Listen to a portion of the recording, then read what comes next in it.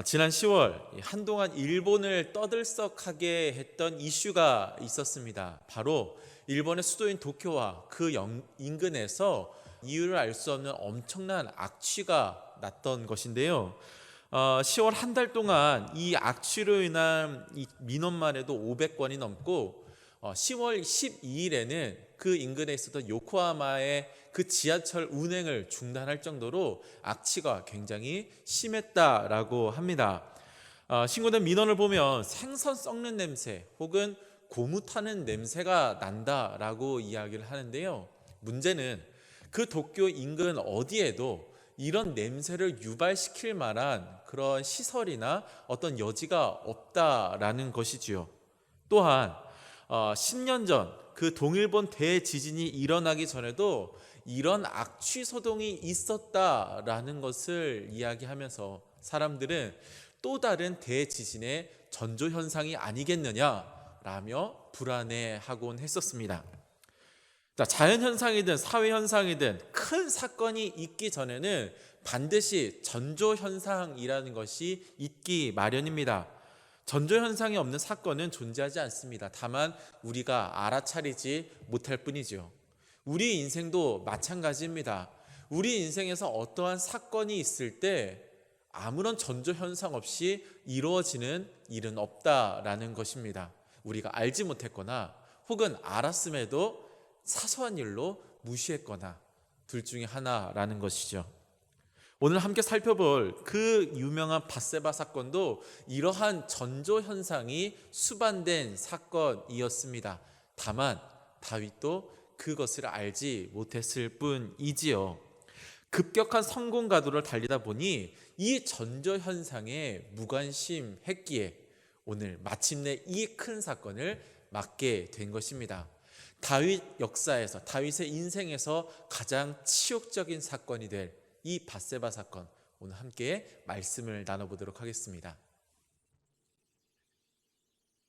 생각해보면 다윗이 광야를 전전하던 10여 년의 시간은 정체된 시간이었습니다. 끊임없이 반복되는 그 오늘의 굴레 가운데 마치 다람쥐가 쳇바퀴를 굴리듯이 매일매일 그냥 당장 닥친 위험을 대처하느라 허투루 시간을 허비하는 것 같은 그러한 시간이 바로 이 10여 년의 시간이었습니다.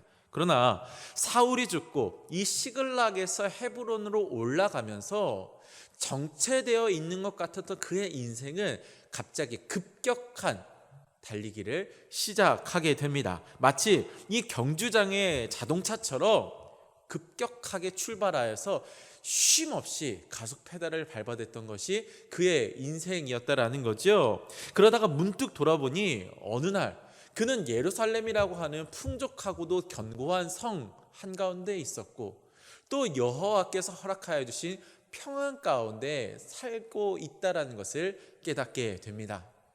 그렇게 되자 그는 그 여유 가운데 자신이 잊고 있었던 일들을 하나씩 챙기기 시작하는데요. 하나님의 궤를 자신에게로 가져오고 또 친구였던 요나단의 그 아들 무비보셋을 찾아 그에게 은혜를 베푸는 등 여러 가지 활동을 하기 시작합니다. 또한 그 여휴 중에 전에 자기에게 은혜를 베풀었던 암몬 자손의 왕 나하스가 죽었다는 소식을 듣자 이제 그의 아들에게 은혜를 베풀기로 결심하고 이제 조문단을 보내게 됩니다. 그러나 그 조문단으로 말미암아 큰 전쟁이 벌어지게 되죠. 바로 지지난주죠. 10장 말씀에서 보았던 암몬 연합군과의 전쟁이 바로 그 사건이었습니다. 전쟁은 추운 겨울을 맞아 잠시 소강 상태에 이르게 됩니다. 그랬다가 오늘 1절 말씀과 같이 이제 날이 풀리게 되자 다시 전쟁을 시작을 합니다. 그런데 이상한 점이 있습니다. 바로 이 전쟁에 다윗이 참여하지 않았다라는 것이지요. 오늘 본문 1절 말씀.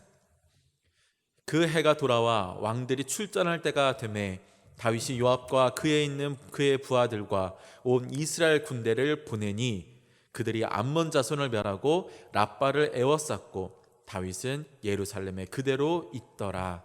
아멘. 10장 말씀에 보면 이 이스라엘 군이 얼마나 열세에 처해 있었는지를 알 수 있습니다. 그들보다 훨씬 많은 수였던 이 암몬과 아람 연합군은 앞뒤로 이스라엘군을 포위하여서 공격을 하고 있었습니다. 여러분, 이 상황이 어찌나 치열하였던지 그 믿음 없는 요압이 여호와께서 선히 여기시는 대로 행하길 원하노라 라고 할 정도로 전쟁은 굉장히 치열한 상태였습니다. 그런데 이러한 처절한 싸움 앞에 다윗은 부하들만 보내고 자기는 예루살렘에 있다라는 것, 여러분, 이것은 이 다윗의 영성에 아주 심각한 문제가 생겼다라는 하나의 전조 현상입니다. 바로 영적 무기력증에 빠진, 그래서 더 큰 사고를 불러일으킬 그 사건에 대한 전조 현상이 된다라는 것이지요. 그런데 사실 이 밧세바 사건이요, 이 전조 현상이 비단 이날 이렇게 예루살렘 성에 남아서 낮잠을 자고 있었던 것, 이것만이 전조 현상은 아닙니다. 우리가 그 앞에 보면요, 전조 현상들이 계속 있었다라는 것을 발견할 수 있습니다. 자, 여호와의 궤를 자기에게 가져오려다가 실패했을 때 다윗은 이렇게 일갈했습니다. 사무엘하 6장 9절 말씀. 다윗이 그날에 여호와를 두려워하여 이르되 여호와의 궤가 어찌 내게로 오리오 하고, 또한 이제 그 궤를 보관해둘 건물을 세우기로 결심을 합니다. 그래서 나단을 불러다가 이렇게 운을 띄지요. 사무엘하 7장 2절 말씀. 왕이 선지자 나단에게 이르되 볼지어다 나는 백향목 궁에 살거늘 하나님의 궤는 휘장 가운데 있도다. 어느샌가부터 이 다윗의 신앙에 나는 많아지고 하나님은 점점 작아지는 것을 우리가 알 수 있습니다. 하나님은 내게로 가져오는 궤짝이고, 또 하나님은 내가 집을 지어 드려야만 편안하게 사실 수 있는 분, 나는 그 편하고 안락한 백향목으로 지은 궁에 살지만 초라한 휘장에 사시는 분, 그는 이렇게 인식하기 시작했다라는 거죠. 그리고 이 사실을 통하여 하나님은 내가 도와드려야 하는 무기력하고 수동적인 분으로 인식하기 시작했다라는 것입니다. 그러나 여러분, 그것은 다윗의 아주 큰 착각이었습니다. 오히려 무기력하고 수동적인 존재는 바로 다윗 자신이었죠. 하나님은 그 사실을 웃살을 치심으로, 또한 그의 성전 건축을 반대하심으로 그에게 분명하게 깨우쳐 주길 원하셨습니다. 그러나 다윗은 깨닫지 못하였고요, 결국 그 부하들이 목숨 걸고 싸우는 그 전쟁터에 그들만 보내고 자기는 안락한 궁에서 낮잠을 자는 이러한 선택을 하게 되고, 또한 그 충성스러운 부하의 아내를 빼앗고 그는 죽음에 몰게 되는 이런 무기력하고 수동적인, 죄에 대하여 무기력한 그러한 삶을 살게 된다라는 것입니다. 여러분, 이런 수동성과 무기력은 이 시대를 살아가는, 특별히 코로나 시대를 살아가는 우리에게서도 발견되는 모습입니다. 코로나가 벌써 1년 가까이 지속되면서요, 코로나 블루라고 하는 그 우울감과 분노, 또 무기력감에 사로잡히는 모습이 개인의 삶에, 또 가정마다 나타나고 있다는 것을 우리가 발견하고 있습니다. 여러분, 특별히 이러한 시대의 영적인 무기력은요, 대면하여 예배드리지 못하는 현상과 맞물리면서 이 영적인 무기력은 점점 더 심해지고 있다라는 거죠. 마치 치열하게 전쟁터에 있어야 할 다윗이 예루살렘 궁에 누워 있었던 것 같이, 우리의 영혼도 삶의 한 자리에서 믿음으로 분투해야 하는데 그곳을 떠나 무기력감에 빠져 있는 그러한 모습을 갖추고 있다라는 것이죠. 여러분, 이런 무기력감이 더 큰 사건의 전조 현상임을 우리는 깨달아야 합니다. 그래서 지금 누워있는 그곳에서 일어나 다시금 치열한 그 삶의 전쟁터 가운데, 그 믿음으로 분투해야만 살 수 있는 그 전쟁터 가운데 들어가야 함을 잊지 않는 저와 여러분 모두가 될 수 있기를 간절히 소망합니다. 두 번째 말씀 함께 나누겠습니다. 자, 죄의 욕심에 정복당한 다윗의 행보는요, 이제 이 죄의 실행을 향하여서 가속 페달을 밟기 시작합니다.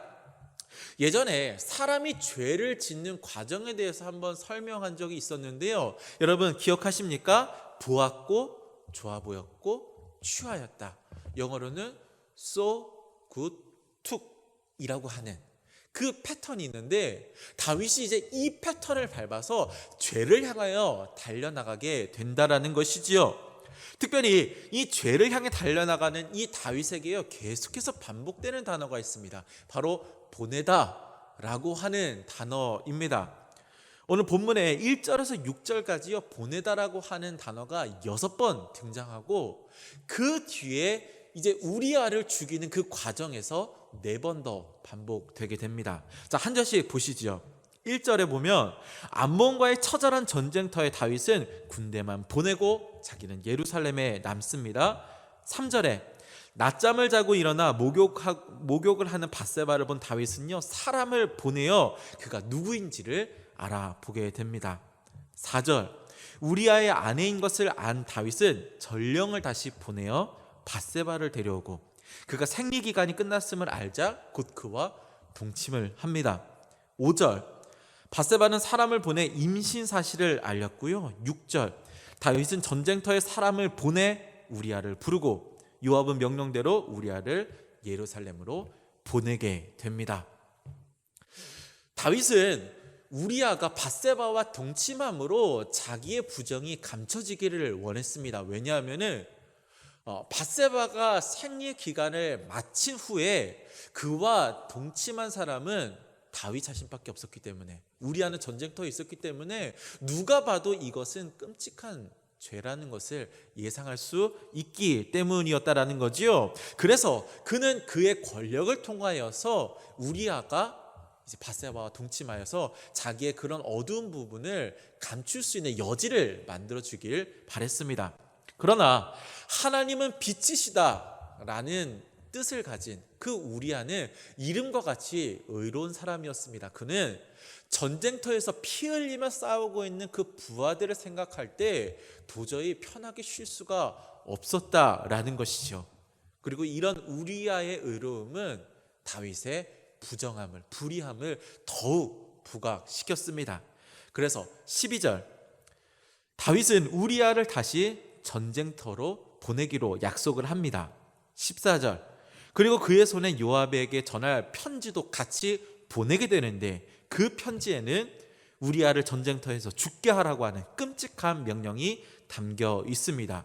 18절 요압은 일말의 주저함 없이 이 끔찍한 명령을 실행하고 그 보고서를 다윗에게 보냅니다.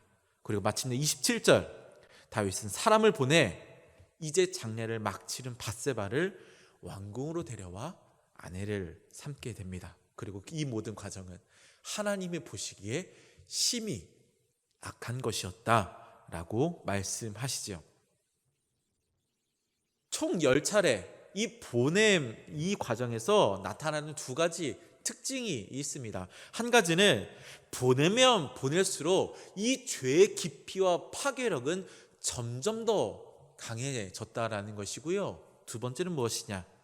보낸다라는 것은 곧 그의 권력을 이야기하는 것인데, 다윗은 이 보내는 과정을 통하여 점점 더 자신을 그 수면 안으로 숨겨서 이 죄의 책임이 자신에게 없는 것처럼 감추고 있다라는 것, 이것이 보낸다라고 하는 이 단어를 통해 우리가 알 수 있는 사실입니다.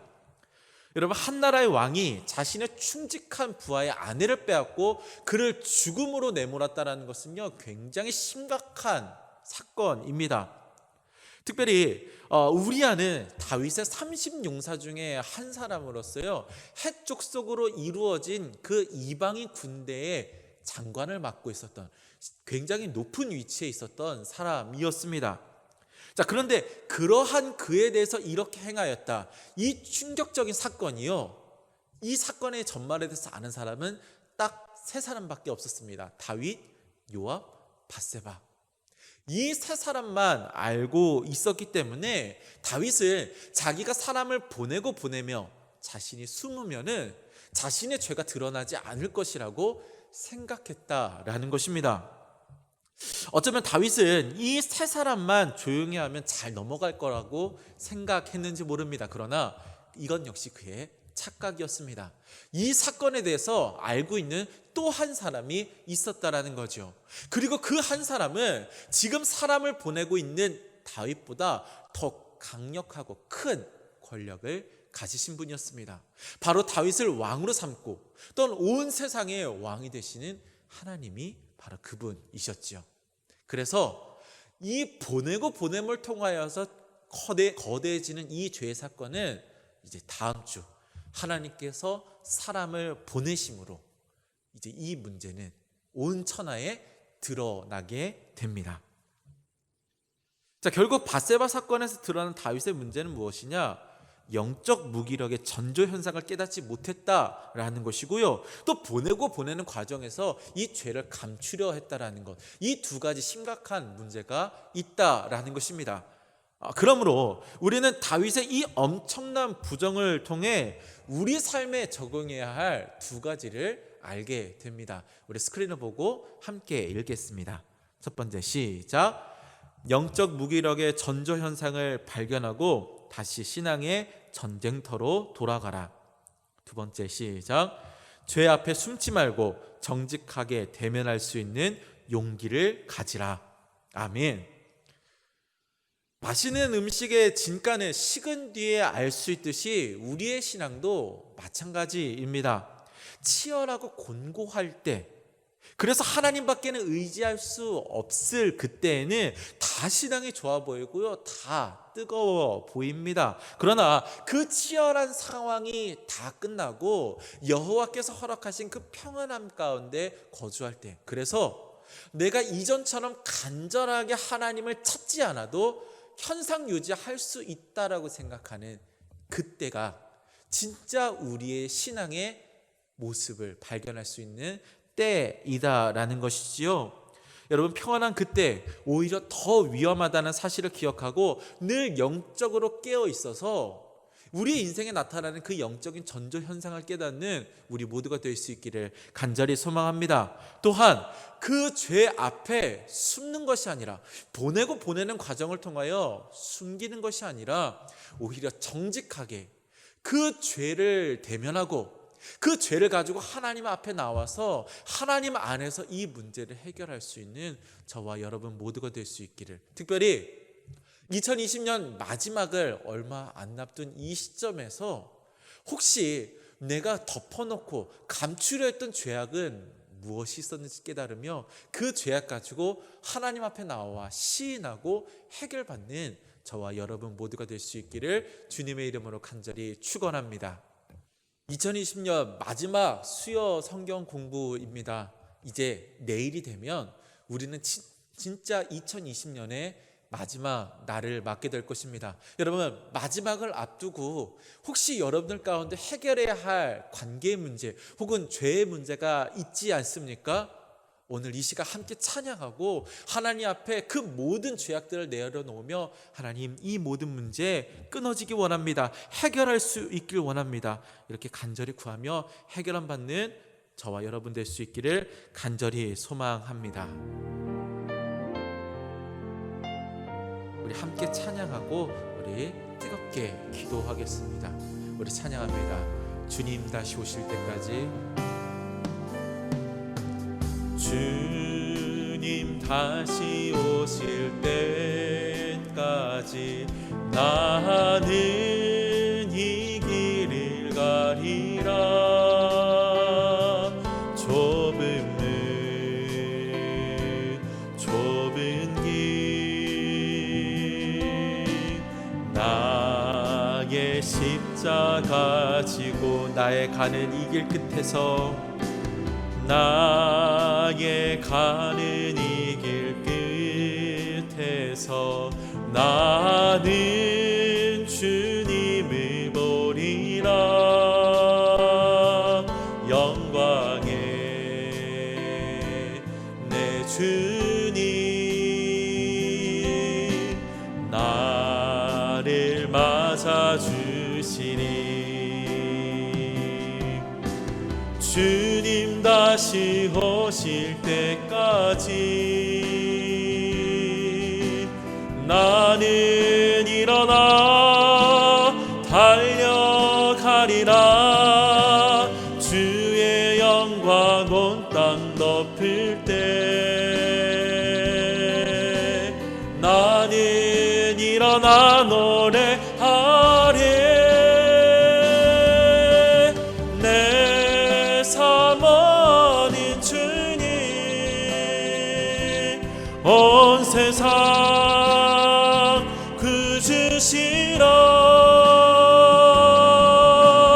내 사모는 주님 영광의 왕이시라.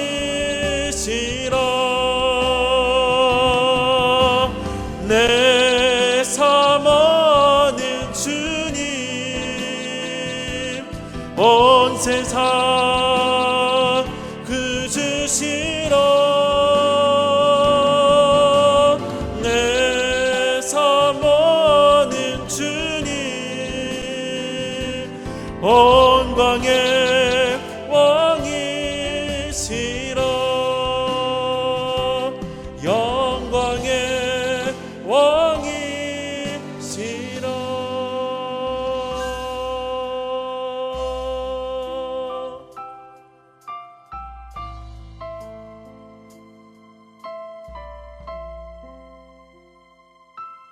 함께 기도하겠습니다. 살아계신 하나님, 영광의 왕 되신 주님의 이름을 찬양합니다. 하나님, 우리들의 모든 그 죄의 모습들, 연약함, 특별히 영적인 무기력에 빠져서 더 큰 사건의 전조현상임을 깨닫지 못하고 죄 가운데 거하는 우리의 연약함을 주님 앞에 고백하오니 하나님 은혜 베풀어 주시옵소서. 하나님, 우리에게 허락하여 주신 그 영적인 그 전조 현상을 깨달을 수 있는 민첩하고 민감한 영을 우리에게 허락하여 주시옵소서. 끊임없는 하나님과의 그 친밀한 관계를 통하여 우리의 영혼을 돌볼 수 있게 도와주시고, 하나님 그 가운데 하나님의 선명하신 뜻을 깨닫고 순종하고 순복할 수 있는 우리 모두 될 수 있도록 주님 도와 주시옵소서. 주님 또한 우리가 혹시 은밀한 가운데 숨겨둔 죄악의 모습이 있다면 하나님 2020년 이 해가 가기 전에 모두 하나님 앞에 내어놓고 주님 앞에 해결함을 받는 귀한 은혜를 받아 누릴 수 있기를 간절히 원합니다. 정직하게 인정할 수 있는 용기를 허락하여 주시고 이 모든 것 가운데 하나님 도우심과 역사하심을 구할 수 있는 우리 모두가 될 수 있도록 주님 도와 주시옵소서. 이제 곧 다시 오실 주님의 이름을 찬양하고 사모하오며 우리 구주 예수 그리스도의 이름으로 기도합니다. 아멘.